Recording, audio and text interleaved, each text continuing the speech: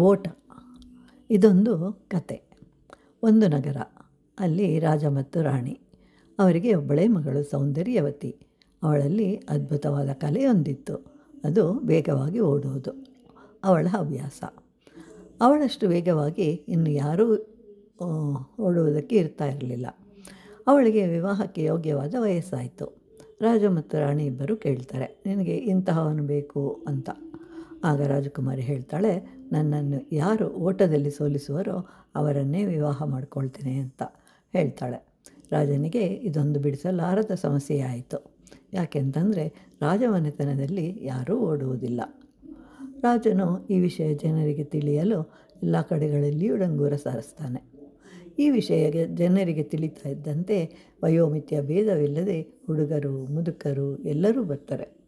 ದೇಶ ವಿದೇಶಗಳಿಂದಲೂ ಕೂಡ ಬಹಳಷ್ಟು ಜನ ಬರ್ತಾರೆ. ನಾವು ಸಹ ಈ ಜಗತ್ತಿಗೆ ಏನಾದರೂ ಸಿಗಬಹುದು ಎಂದೇ ಬಂದಿರುವೆವು. ದಿನಗಳು ಕಳೆದವು. ಯಾರೂ ರಾಜಕುಮಾರಿಯನ್ನು ಗೆಲ್ಲಲು ಸಾಧ್ಯವಾಗಲಿಲ್ಲ.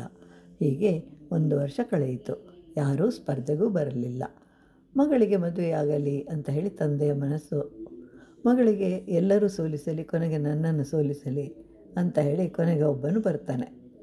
ಅವನು ಶಕ್ತಿವಂತನಾಗಿರ್ತಾನೆ. ಮಹಾರಾಜರ ಬಳಿಗೆ ಹೋಗಬೇಕಾಗಿರುತ್ತೆ. ಅವನು ಸುಂದರನಾಗಿರ್ತಾನೆ, ದೃಢಕಾಯನಾಗಿರ್ತಾನೆ. ಆದರೆ ಅವನ ಮೈ ಮೇಲೆ ಬಟ್ಟೆ ಹರಿದಿತ್ತು. ಆದರೂ ಇವನನ್ನು ಬಿಡಬಾರದು, ಬಿಟ್ಟರೆ ಇಂತಹವನು ಯಾರೂ ಬರುವುದಿಲ್ಲ ಅಂತ ಹೇಳಿ ರಾಜ ಚಿಂತಿಸ್ತಾನೆ. ಕೊನೆಗೆ ರಾಜನು ಆ ಯುವಕನನ್ನು ಕರ್ಕೊಂಡು ಹೋಗ್ತಾನೆ. ಅಲ್ಲಿ 3 ಚಿನ್ನದ ಚೆಂಡುಗಳನ್ನು ಅವನ ಕೈಗೆ ಕೊಡ್ತಾನೆ. ಆ ಚೆಂಡುಗಳನ್ನು ಉಪಯೋಗಿಸಿ ನನ್ನ ಮಗಳನ್ನು ಸೋಲಿಸು ಅಂತ ಹೇಳ್ತಾನೆ. ಹೀಗೆ ಒಂದು ದಿನ ಓಟದ ಸ್ಪರ್ಧೆ ಬಂತು. ಯುವಕನು ಓಡಲು ಪ್ರಾರಂಭಿಸ್ತಾನೆ. ರಾಜಕುಮಾರಿಯೂ ಓಡ್ತಾಳೆ. ಆಗ ರಾಜಕುಮಾರಿಯು ಯುವಕನಿಗಿಂತಲೂ ಸ್ವಲ್ಪ ಮುಂದೆ ಇರ್ತಾಳೆ. ಆಗ ಯುವಕನು ಒಂದು ಬಂಗಾರದ ಚೆಂಡನ್ನು ರಾಜಕುಮಾರಿಗೆ ಕಾಣುವಂತೆ ಎಸಿತಾನೆ. ಅದು ಇವರು ಓಡುತ್ತಿದ್ದ ದಾರಿಯಿಂದ ದಿಕ್ಕನ್ನು ಬದಲಾಯಿಸಿತು. ಅದರ ಹೊಳೆಯುವ ಬಣ್ಣ ರಾಜಕುಮಾರಿಯನ್ನು ಆಕರ್ಷಿಸಿತು. ಓಡುವ ದಾರಿ ಬೇರೆ ಇತ್ತು. ಮತ್ತೆ ಹಿಂದಿನ ದಾರಿಗೆ ಬಂದಾಗ ಯುವಕನಿಗಿಂತ ಸ್ವಲ್ಪ ಮುಂದೆ ಇರ್ತಾಳೆ. ಆಗ ಯುವಕ ಮತ್ತೊಂದು ಚೆಂಡನ್ನು ಎಸಿತಾನೆ. ಅದನ್ನು ಸಹ ತರ್ತಾಳೆ. ಯುವಕನಿಗಿಂತ ಮುಂದೆ ಹೋಗ್ತಾಳೆ. ಆಗ ಮತ್ತೆ 3ನೇ ಚೆಂಡನ್ನು ಎಸಿತಾನೆ. ರಾಜಕುಮಾರಿಯು ಅದನ್ನು ತರುವಷ್ಟರಲ್ಲಿ ಯುವಕ ಗೋಲನ್ನು ತಲುಪಿರ್ತಾನೆ.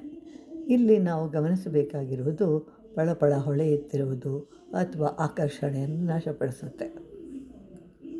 ಹೀಗೆ ನಾವು ಸಹ ಜೀವನದಲ್ಲಿ ವಸ್ತುಗಳ ಹಿಂದೆ ಓಡುತ್ತಾ ಇದ್ದೇವೆ. ನಮಗೆ ಬೇಕಾದರೆ ಅದರಿಂದ ಬಿಡುಗಡೆ ಅವಶ್ಯ. ಬಲ್ಲವರ ಮಾತುಗಳು ನಮಗೆ ಜ್ಞಾನವನ್ನು ಕೂಡಿಸುತ್ತದೆ.